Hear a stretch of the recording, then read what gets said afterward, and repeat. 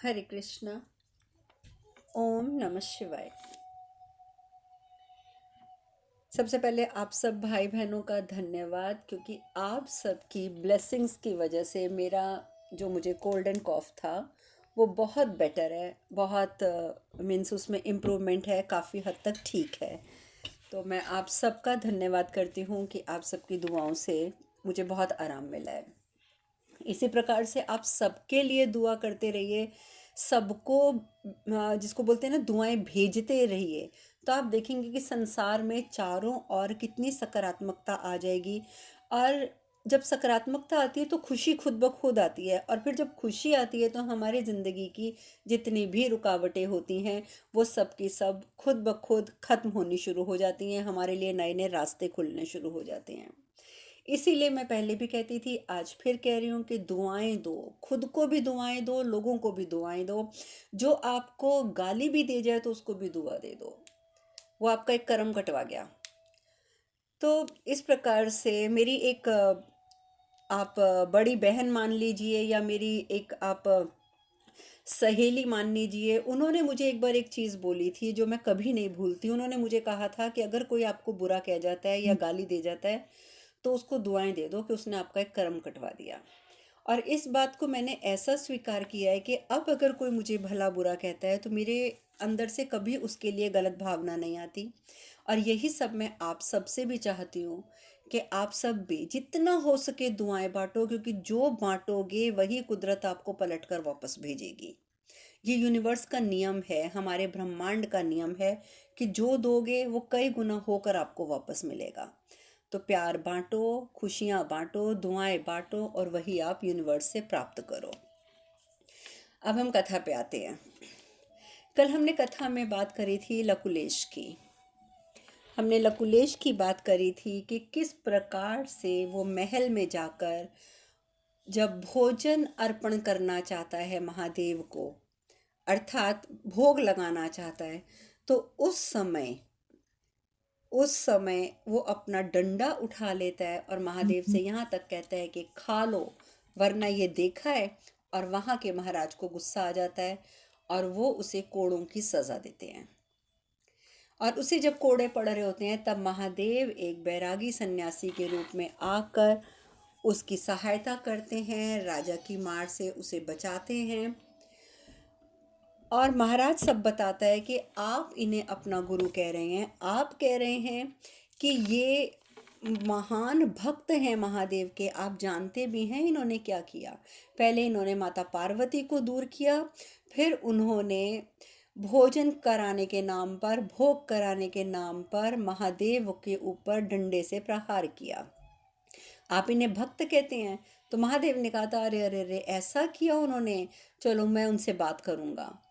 और महादेव ने जाकर बड़े प्रेम पूर्वक पुकारा, स्वामी स्वामी। और लकुलेश के नेत्र खुल गए, और इतना वो थका हुआ था। आप जानते हैं, कल्पों से भूखा प्यासा था। जब तक इंसान तपस्या में होता है उसकी भूख प्यास नहीं होती, लेकिन अब वो तपस्या से बाहर आ चुका था, भूखा प्यासा भी था, लेकिन तब भी उसे एक व्यक्ति की छवि की जगह महादेव की छवि नजर आती है, और शिव शिव शिव करते हुए उठ बैठता है। फिर महादेव की प्रतिमा की ओर जाता है, फिर जाता है महादेव की प्रतिमा की ओर, क्योंकि उसे याद आ जाता है कि अरे, मैं तो खाना खिला रहा था और अभी तक तो मेरे शिव ने खाना तो खाया नहीं था। अब राजा क्रोधित हो जाता है। राजा कहता है, भोला, रोको इन्हें, रोको इन्हें। अगर अब इन्होंने कोई अशिष्ट व्यवहार करने की कोशिश की मेरे आराध्य के साथ, तो मैं इन्हें बिल्कुल भी क्षमा नहीं करूँगा। तुम वैरागी होगे, तुम्हारे गुरु वैरागी होंगे, परंतु हम वैरागी नहीं हैं। हमारे राज्य के कुछ नियम हैं जो हमारी प्रजा और हमारे आगंतुकों पर लागू होते हैं, और वो नियम तुम सब पर भी लागू होते हैं। मेरे आराध्य का यहाँ पर अपमान नहीं हो सकता। अब जब इस प्रकार की बातें महाराज कहते हैं, तो शिव, जो कि बैरागी के रूप में आए हैं, वो कहते हैं, ऐसा क्या कर रहे हैं ये? आप जो इतने क्रोधित हो रहे हैं महाराज, हमारे गुरु ऐसा आखिर कर क्या रहे हैं? राजा कहता है, ये मूर्ख कह रहा है कि महादेव आकर इनके हाथ से भोजन ग्रहण करेंगे। अरे इसे तो इतना भी ज्ञात नहीं है कि ये पत्थर की प्रतिमा है, साक्षात महादेव नहीं, जो सच में आकर भोग ग्रहण कर लेंगे। इस प्रकार की वार्ता सुनकर महादेव कहते हैं, यही तो अंतर है, यही तो अंतर है इनकी भक्ति में और आपकी भक्ति में। आपको ये केवल एक मिट्टी की, पत्थर की मूर्ति प्रतीत होती है, किंतु हमारे स्वामी को तो इस मूर्ति में साक्षात महादेव दिखते हैं। आज ऐसी सर्वोच्च भक्ति को समझ पाना हर एक के बस की बात है भी नहीं, है ही नहीं है। वो तो महादेव को भोजन अर्पण किए बिना भोजन का एक कोर भी ग्रहण नहीं करते। तो इस प्रकार की बातें कह के भोला वहीं सीढ़ियों पर रुक जाता है, महाराज भी रुक जाते हैं। अब वो फिर से प्रयास करने लग जाते हैं लकुलेश कि नहीं, खाओ शिव, खाओ शिव, खाओ। राजा और फिर इसी प्रकार से कहते कहते फिर कहते हैं जैसे लकुलेश के, देखो शिव, मैं फिर आखिरी बार कह रहा हूँ, ये देखो वरना। तभी महाराज कहते हैं, रुक जा मूर्ख, रुक जा, युग बीत जाएगा और तू भूखा मर जाएगा। तो महादेव कहते हैं, यही तो भगवान की परीक्षा है एक भक्त के द्वारा। राजा बड़ा हैरान होता है ये बात सुनकर, कहता है तात्पर्य क्या है, तात्पर्य क्या है? इस मूर्ख के आग्रह पर क्या महादेव आएंगे और भोजन ग्रहण करेंगे? चलो ऐसा है तो देखते हैं फिर आज इसकी भक्ति को भी, देखते हैं कितनी शक्ति है इसकी भक्ति में। आज तुम भी यहीं हो, हम भी यहीं हैं, आज ये नज़ारा सब देखेंगे। परंतु एक बात मैं कह देता हूँ कि यदि ऐसा हुआ तो मैं इस बात का तो तुम्हें वचन देता हूँ कि मैं इस बात को स्वीकार कर लूँगा कि तुम्हारे जो गुरुदेव हैं ना, ये विक्षिप्त नहीं है, विक्षिप्त हम हैं। और अगर ऐसा अब ना हुआ तो फिर ये सजा का भागीदार भी बनेगा। अब लकुलेश जो हैं वो फिर लगे हुए हैं, खाओ शिव, खाओ शिव।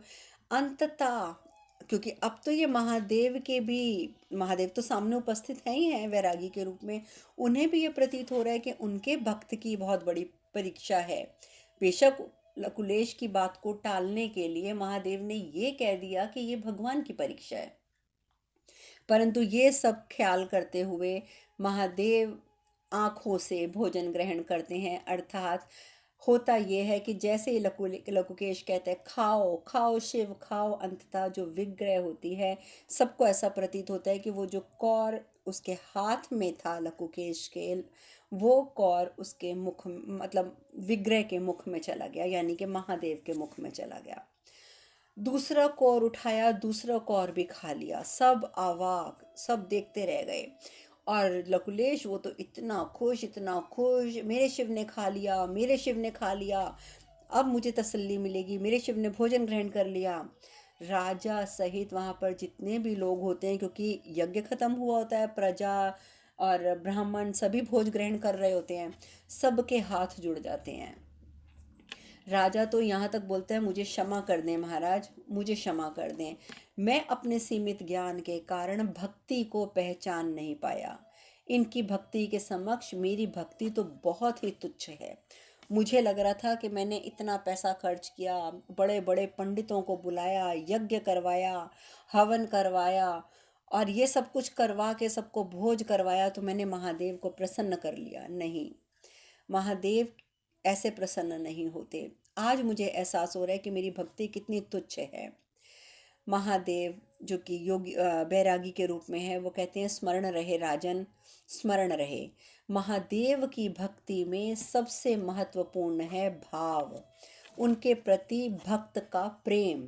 यदि प्रेम है तो नियम नियमों का पालन, नियमों का आदर, वो सब कुछ स्वतः हो जाता है। भक्त को करना नहीं पड़ता, वो सब कुछ स्वतः हो जाता है। और जहाँ केवल नियम हो और प्रेम ना हो, वहाँ पर नियमों का उल्लंघन होना तो निश्चित है। आप एक राजा हैं, यदि आप स्वयं एक उचित मार्ग का अनुसरण करेंगे तो आपकी प्रजा भी लाभान्वित होगी।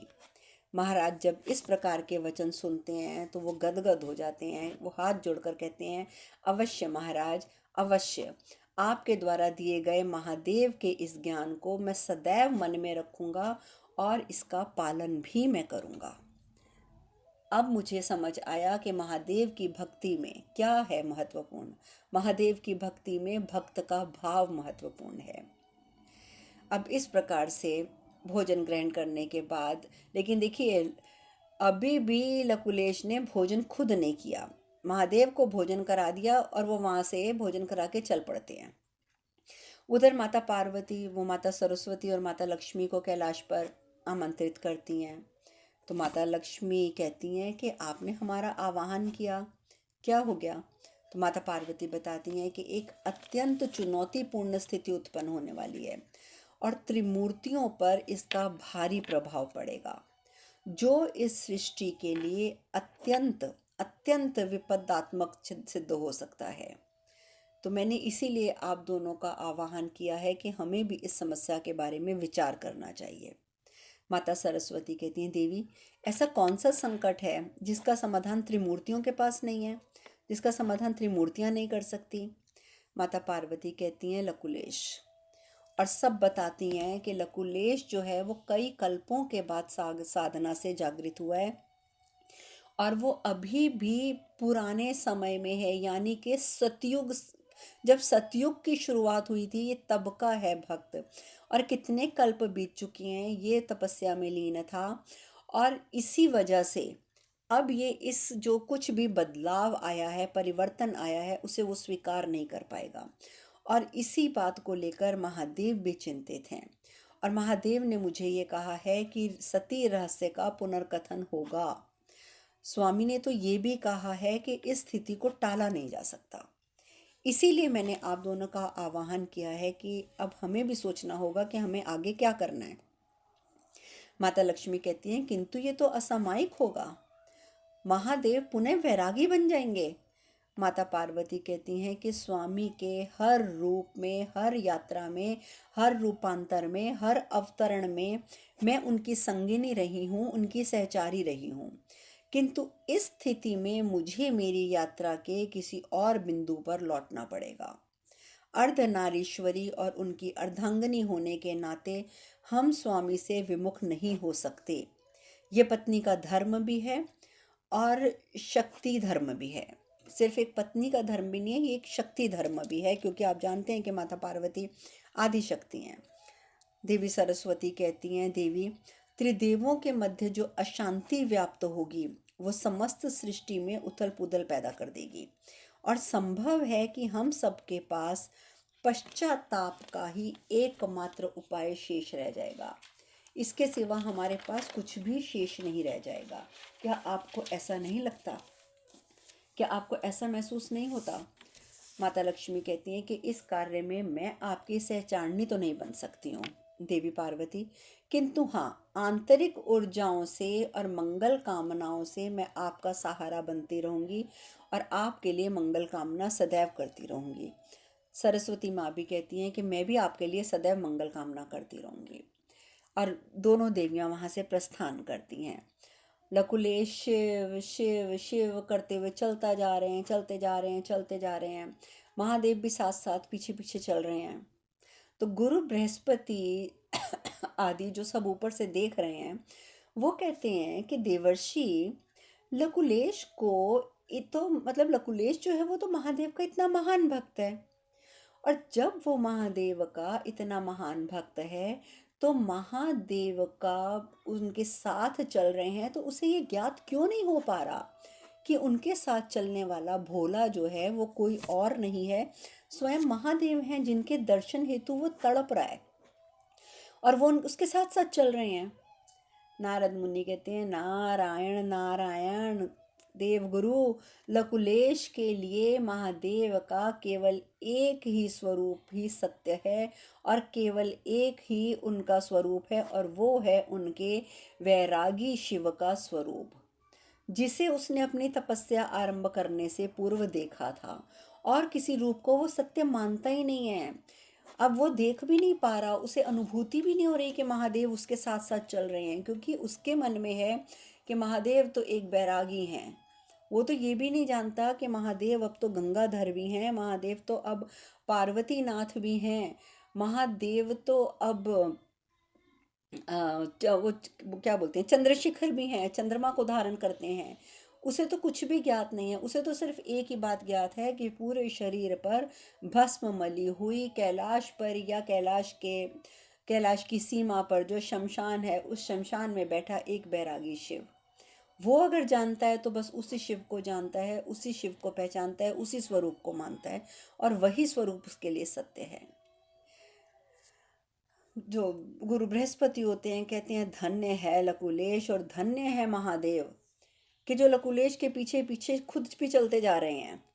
उधर लकुलेश भूखा प्यासा चलता जा रहा है, क्योंकि तपस्या से पूर्व उसने मानसरोवर का जल ग्रहण किया था, और अब उसकी ये जिद थी कि अब यदि वो अपने मुख में कुछ डालेगा, पानी की एक बूंद भी डालेगा, तो वो मानसरोवर की ही होगी।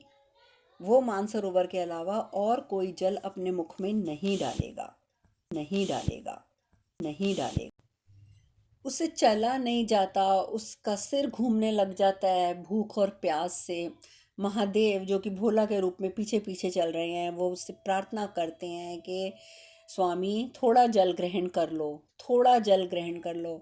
लेकिन लकुलेश कहते हैं नहीं, मैं अगर जल ग्रहण करूँगा तो अब मैं मानसरोवर का जल ग्रहण करूँगा, अन्यथा मैं प्यासा रहूँगा। महादेव कहते हैं देखो, तुम ऐसे तो तुम्हारे प्राण निकल जाएंगे। तुम इतना प्यासा रहोगे, इतनी प्यास तुम्हें सताती रहेगी, तो तुम मानसरोवर तक कैसे पहुंचोगे, कैलाश तक कैसे पहुंचोगे। कहता है मुझे कुछ नहीं पता, परंतु मैं जल ग्रहण करूंगा तो मानसरोवर का, अन्यथा मैं करूंगा ही नहीं, मैं प्राण त्याग दूंगा। और एक किस्म से वो अचेत हो जाते हैं। तो महादेव खैर उसी समय आवाहन करते हैं मानसरोवर के जल का, उनके हाथ में मानसरोवर का जल आ जाता है। अब मानसरोवर का जल प्रकट होता है, लकुलेश को पिलाते हैं। जैसे ही जल लकुलेश के मुख में जाता है, उसकी चेतना लौट आती है, चेतना भी आ जाती है। वो मानसरोवर के जल का स्वाद भी पहचानता है, वो समझ जाता है कि ये तो मानसरोवर का जल था। परंतु जैसे ही उसकी चेतना लौटती है तो वो एक क्षण में सोचने लग जाता है, ये क्या। जो व्यक्ति एक क्षण में मानसरोवर का जल लेकर आ गया है, वो कोई साधारण व्यक्ति नहीं हो सकता। और ये कहते ही वो शिव की ओर मुड़ते हैं। कौन हो तुम, कौन हो तुम, वास्तविक रूप में प्रकट हो जाओ। कौन हो तुम, दानव हो या कोई ऋषि हो जो मेरी परीक्षा ले रहे हो। जल्दी प्रकट हो जाओ, अन्यथा। फिर अपना वही डंडा उठा लेते हैं लकुलेश। महादेव कहते हैं कि यथार्थ के कई पक्ष होते हैं लकुलेश, यथार्थ के कई पक्ष होते हैं, जैसे दिन और रात, जैसे पृथ्वी के ऊपर आकाश, या आप ये भी कह सकते हैं कि पृथ्वी के ऊपर आकाश या आकाश के नीचे पृथ्वी। प्रत्येक प्रश्न का एक उत्तर है, तो प्रत्येक प्रश्न की एक समस्या भी है। और आपको क्या लगता है कि संसार की समस्याओं का निदान केवल कैलाश तक ही सीमित है? आपको ये लगता है? आप जैसे शिव साधक के लिए तो संसार ही शिवमय होना चाहिए। क्या स्वयं शिव को सीमित करना शिवत्व की उपेक्षा नहीं है? इस प्रकार के वचन जो कि महादेव के मुख से निकलते हैं, वो नज़र झुका के सुनते रहते हैं लकुलेश। अब लकुलेश जैसे ही बोलते हैं ये केवल शिव ही, ये कह के जैसे ही वो पलट कर देखते हैं तो वहाँ पर कोई होता ही नहीं। महादेव वहाँ से प्रस्थान कर चुके होते हैं। अब उसे अपनी भूल का आभास होता है कि इतनी देर से जो उसके साथ साथ चल रहा था, इतनी देर से जो उसके साथ साथ चल रहा था, वो कोई और नहीं, उसके अपने शिव थे, उसके अपने शिव। बहुत उस अपने आप को वो कोसता है, कहते हैं कि मैं कितना मूर्ख हूँ कि महादेव मेरे साथ साथ चलते रहे और मैं उनको पहचान ना सका। वो मेरे लिए आए थे और मुझे अनुभूति नहीं हुई, मैंने जल मांगा ही क्यों। अब वो अपने आप को कोसता है कि मैंने जल क्यों मांगा, यदि मैं जल ना मांगता तो मुझे तो महादेव का सानिध्य प्राप्त हुआ हुआ था, वो मेरे साथ साथ थे। क्यों मैंने जल मांगा, क्यों मुझे प्यास लगी। परंतु अब कुछ नहीं हो सकता, महादेव तो कैलाश लौट चुके हैं। और वो कैलाश की ओर चल पड़ता है, तीव्र कदमों से चल पड़ता है क्षमा याचना करने के लिए, क्योंकि अब उसे लग रहा है कि महादेव से क्षमा याचना करनी सबसे ज़्यादा आवश्यक है, कि महादेव उसके साथ साथ रहे और वो महादेव को पहचान नहीं पाया। महादेव जो हैं कैलाश पहुंचते हैं, माता पार्वती से कहते हैं कि अब लकुलेश शीघ्र कैलाश पहुंचेगा। तो माता पार्वती कहती हैं, स्वामी कैलाश पर उनका स्वागत हम करना चाहते हैं। महादेव कहते हैं, नहीं पार्वती, तुम्हारा लकुलेश के सम्मुख जाना अभी उचित नहीं होगा, अभी बिल्कुल भी उचित नहीं होगा पार्वती। परंतु माता पार्वती कहती है, नहीं स्वामी नहीं, जो भक्त आपको इतना प्रिय है वो कैलाश आए और हम उसका स्वागत ना करें, ये संभव नहीं है, ये संभव नहीं है। लकुलेश जी जब भी कैलाश पधारेंगे उनका स्वागत तो हम अवश्य करेंगे। उधर लकुलेश तीव्र कदमों से कैलाश की ओर बढ़ता जा रहा है। कैलाश पर सबको उत्सुकता से प्रतीक्षा है कि लकुलेश आ रहा है, लकुलेश आ रहा है। कैलाश जैसे ही पहुंचते हैं लकुलेश जी, पहुंचते ही वो सामने देखते हैं गण प्रेत, गणेश जी, कार्तिकेय जी, नंदी, सभी हाथों में पुष्प लेकर, और मतलब उनके ऊपर जैसे पुष्प न्योछावर कर रहे थे वो पुष्प लेकर हाथ जोड़कर स्वागत करते हैं। जैसे ही वो और कदम आगे बढ़ाते हैं तो उनकी निगाह जाती है माता पार्वती पर। जैसे माता पार्वती पे निगाह जाती है, माता पार्वती भी उन्हें कहती हैं, कैलाश पर आपका स्वागत है, आपका स्वागत है कैलाश पर। और वो पूजा की थाल हाथ में लिए खड़ी हैं। परंतु ये क्या, माता पार्वती को देखते ही लकुलेश एकदम चिल्ला पड़ता है, कैलाश पर स्त्री, कौन हो तुम, कौन हो तुम, तुमने कैलाश में प्रवेश करने का दुस्साहस कैसे किया, क्या तुम्हें ज्ञात नहीं है कि किसका निवास स्थान है? ये शिव का निवास स्थान है, वैरागी शिव का। वैरागी शिव के कैलाश में किसी भी स्त्री के लिए कोई स्थान नहीं है। तुम यहाँ कर क्या रही हो, किसकी आज्ञा से आई हो?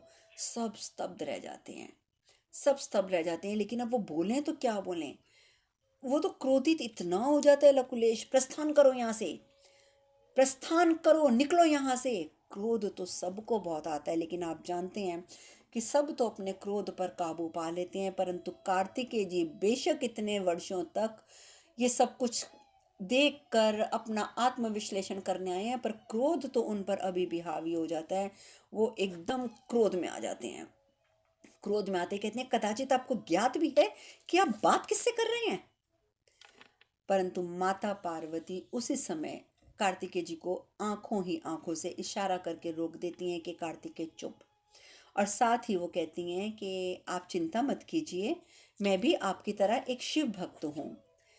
मेरी उपस्थिति का कारण भी सिर्फ इतना ही है कि मैं भी आपकी तरह एक भक्त हूँ। आइए हम आपको कैलाश पर शिव के पास ले चलते हैं। अब लकुलेश जो है वो ये जब माता पार्वती की बात सुनते हैं तो एकदम माता की पार्वती की बात को जैसे बिल्कुल ही नकारते हुए खुद ही आगे बढ़ जाते हैं। अब आगे तो बढ़ जाते हैं, नंदी जी भी रुक जाते हैं, वहाँ पर सभी रुक जाते हैं, क्योंकि लकुलेश तो अपने घमंड में आगे बढ़ते जा रहे हैं कि जी शिव तो सिर्फ उनके हैं, शिव तो उन्हीं की संपदा हैं। अब माता पार्वती जो हैं वो कहती हैं, पुत्र जब तक लकुलेश को सत्य का बोध नहीं हो जाता है तब तक हम सब उसके समक्ष शिव भक्त की भूमिका निभाएंगे। हम सब सिर्फ शिव भक्त बन के रहेंगे, उसके समक्ष कोई ऐसी बात ना हो जिससे उसे दुख पहुँचे, क्योंकि यही स्वामी की इच्छा है और स्वामी की इच्छा का पालन करना हमारा धर्म है। वचन दो पुत्र, तुम हमारी बात का मान रखोगे। गणेश जी कह देते हैं, हाँ माँ मैं वचन देता हूँ। और वो स्वीकार करते हैं, वचन भी दे देते हैं माता को कि माता मैंने तो वचन दे दिया सो दे दिया। नंदी जी कहते हैं, माता मैं भी आपको वचन देता हूँ, मैं भी कुछ नहीं कहूँगा इनसे। परंतु कार्तिकेय वो कोई वचन नहीं देते और वहाँ से प्रस्थान कर जाते हैं बिना वचन दिए, क्योंकि आप जानते हैं कार्तिकेय का क्रोध। अब बिना वचन दिए वो वहाँ से प्रस्थान कर जाते हैं। उधर लकुलेश वो शिव के समक्ष जैसे ही सामने शिव को देखते हैं बस वो तो चरणों में गिर जाते हैं। और देखिए अपने भक्त के लिए महादेव ने चंद्रमा का भी त्याग किया हुआ था और अपनी जटाओं से गंगा की वजह से जो जटा थोड़ी ऊंची उठी रहती थी उसको भी थोड़ा नीचे किया हुआ था। जैसे ही चरणों में गिरते हैं तो महादेव फिर वही शब्द दोहराते हैं, जो प्रत्यक्ष है वो मैं हूँ और जो परोक्ष है वो भी मैं ही हूँ। नारद मुनि और भगवान विष्णु ब्रह्मदेव वो सब भी ये देख रहे हैं। नारद मुनि कहते हैं, महादेव ने परोक्ष संकेत दे दिया है लकुलेश को कि सत्य केवल उसी तक सीमित नहीं है जो प्रत्यक्ष है। अब प्रश्न केवल ये है कि लकुलेश को पूर्ण सत्य की अनुभूति कब होगी, और होगी तो वो उसके ऊपर क्या असर डालेगी। अब महादेव लकुलेश को आशीर्वाद देते हैं, उसे उठाते हैं, लेकिन साथ ही कहते हैं लकुलेश पहले जाओ मानसरोवर पर जाकर स्नान करके आओ, फिर हम दोनों मिलकर भोजन करेंगे, और आज तुम्हें मुझे लकड़ी से मारने की आवश्यकता भी नहीं पड़ेगी। लकुलेश जो है वो उसके मुख से कुछ नहीं निकलता, बस हाथ जोड़ देता है। बहुत प्रसन्न होता है कि आज महादेव के साथ, आज वो अपने शिव के साथ खाना खाएगा, भोजन करेगा। उधर कार्तिकेय जी अत्यंत क्रोधित। माता पार्वती, पुत्र क्यों, फिर क्रोध क्यों? कार्तिकेय कहते हैं नहीं माँ, नहीं, मैं ये स्वीकार्य नहीं कर सकता कि कोई भी आपका अपमान करे, कोई भी आपका अपमान करे, मैं ये स्वीकार नहीं कर सकता। आप पिताजी की अर्धांगिनी हैं माँ, वो कितना ही बड़ा भक्त क्यों ना हो, कितना ही प्रिय भक्त क्यों ना हो, उसे ये सत्य स्वीकार करना ही पड़ेगा। मैं ये चीज़ बर्दाश्त नहीं करूँगा कि कोई आपका अपमान करे। माता पार्वती कहती हैं अपने क्रोध पर नियंत्रण करना सीखो पुत्र, थोड़ा तो नियंत्रण करना सीखो। तुम वो नहीं देख पा रहे हो जो तुम्हारे पिता देख पा रहे हैं, जो हम देख पा रहे हैं। तुम्हें वो कुछ भी नजर नहीं आ रहा है। यही कारण है कि तुम क्रोधित हो रहे हो। तुम नहीं जानते कि इस क्षण तुम्हें जो नज़र आ रहा है सिर्फ बात उतनी ही नहीं है, परंतु हम इस समय मजबूर हैं। हम इस क्षण तुम्हें इस बात से अवगत नहीं करा सकते, किंतु आश्वस्त अवश्य कर सकते हैं कि जो कुछ भी हो रहा है वो अकारण नहीं हो रहा है। तुम जानते हो पुत्र कि स्वामी जो करते हैं उसके पीछे कोई ना कोई कारण अवश्य होता है, और इस बात को तुम्हें स्वीकार करना होगा कि इस समय भी जो घटना घट रही है वो अकारण नहीं है। तुम उसके दृष्टिकोण को समझने का प्रयत्न करो। वो कल्पों बाद लौटा है, कल्पों बाद, और परिवर्तन स्वीकार करना उसके लिए इतना सहज नहीं होगा। और इसीलिए हम उसका स्वागत करने गए थे, हमने उसका स्वागत भी किया। पर आप वो कार्तिकेय जी को समझाते हैं कि परंतु तुम बिल्कुल भी चिंता मत करो, कोई बात नहीं, सब उसे समझाएंगे, और सब उसको, हम सब मिलकर धीरे धीरे जब वो कैलाश पर रहेगा तो उसको समझा देंगे कि महादेव का संसार जो है वो सीमित नहीं है, वो सीमित नहीं है। और जब हम ये बातों से उसे अवगत कराएंगे, उसे समझाएंगे, तो उसे समझ भी आएंगी। कार्तिकेय कहते हैं किंतु माँ, कब तक, कब तक हम दूसरों के दृष्टिकोण को समझते रहेंगे? जब भी कोई ऐसी घटना घटती है आप कह देते हो कि आप संसार के बारे में सोचो, सृष्टि के बारे में सोचो, ब्रह्मांड के बारे में सोचो, इसका दृष्टिकोण देखो, उसके दृष्टिकोण के की तरह से सोचो। परंतु माँ, कब तक हम दूसरों का दृष्टिकोण समझते रहेंगे? माता पार्वती कहती हैं तुम्हें स्मरण है ना, तुम्हें स्मरण है ना कि तुम्हारे पिताजी ने क्या कहा था कि जब जब हमारे अधिकारों में वृद्धि होती है तब तब हमारे उत्तरदायित्व भी उसी अनुपात में बढ़ जाते हैं। और आप लोगों को भी ये घटना याद होगी कि महादेव ने बहुत विस्तार पूर्वक कार्तिकेय को समझाया था कि हम त्रिदेव हैं, यदि हम भगवान हैं तो इसका अर्थ ये नहीं है कि हमारे पास सिर्फ अधिकार ही अधिकार हैं। हमारे पास जितने अधिकार हैं उतने ही उत्तरदायित्व भी हैं, उतने ही हमारे कर्तव्य भी हैं, और जितने अधिकार बढ़ते जाते हैं उसी अनुपात में उत्तरदायित्व भी बढ़ते जाते हैं। माता पार्वती ने आज फिर वही बातें कार्तिकेय जी को स्मरण कराई। कार्तिकेय जी ने कुछ जवाब नहीं दिया और जाकर चुपचाप बैठ गए। उधर लकुलेश नंदी जी के साथ स्नान के लिए जाते हैं मानसरोवर की ओर, परंतु मन ही मन में तो उनके माता पार्वती घूम रही हैं कि आखिर कैलाश पर ये स्त्री क्यों। अब मन ही मन में बस उनको चिंता खाए जा रही है। अंततः बोलना शुरू कर देते हैं, नंदी कौन है वो, कौन है ये स्त्री कैलाश पर आई कैसे? और वैसे भी तुम्हारे और गण प्रेतों के अतिरिक्त तो मुझे कुछ नए व्यक्ति भी दिखाई दिए, जैसे उसको गणेश जी नजर आए थे, कार्तिकेय जी नजर आए थे। और वो ये भी कहता है लकुलेश कि उनकी वेशभूषा कैलाश के अनुरूप तो थी भी नहीं। अब इस स्त्री को देखो, क्या सजी सवरी आभूषणों से लदी हुई, और वो जो दो युवक मुझे नजर आए थे, वो एक जो हाथी की सूंड जिस पर लगी थी और दूसरा जो और था, वो देखा तुमने देखा कैसे वो भी आभूषणों से लदे हुए थे। तो उन लोगों की वेशभूषा कैलाश के लायक तो है नहीं, कैलाश के अनुकूल तो है नहीं। ये लोग हैं कौन? खैर, अब मैं आ गया हूँ। सर्वप्रथम तो मैं यहाँ से उस स्त्री को बाहर निकालूंगा, उसके बाद मैं उन दो नवयुवकों से निपटूंगा। अब नंदी जी परेशान। अब माता को वचन भी दे दिया है कि हम तो कुछ गलत बोलेंगे नहीं, हम तो जो भी वो बोलेगा उसको चुपचाप मान लेंगे, चुपचाप सुन लेंगे। अब नंदी बेचारी चुपचाप सुनते रहते हैं। वो माता पार्वती के खिलाफ बोलता जाता है और नंदी जी चुपचाप सुनते रहते हैं, परंतु नंदी महाराज अपने मुख से एक शब्द नहीं बोलते। उनकी आंखों में अश्रु आ जाते हैं, परंतु वो चुपचाप सब कुछ ग्रहण सुन लेते हैं, मान जाते हैं। अब आगे क्या होता है, लकुलेश जी किस प्रकार से माता पार्वती के साथ वार्ता करेंगे, महादेव का क्या प्रतिक्रिया होगी, ये सब चर्चा हम कल करेंगे। आज कथा में यहीं विश्राम लेंगे। हरे कृष्ण कृष्ण कृष्ण हरे हरे, हरे राम राम राम हरे हरे। आप सब खुश रहें, सुखी रहें, स्वस्थ रहें। हरे कृष्णा। ओम नमः शिवाय। ओम नमः शिवाय। ओम नमः शिवाय। ओम नमः शिवाय। ओम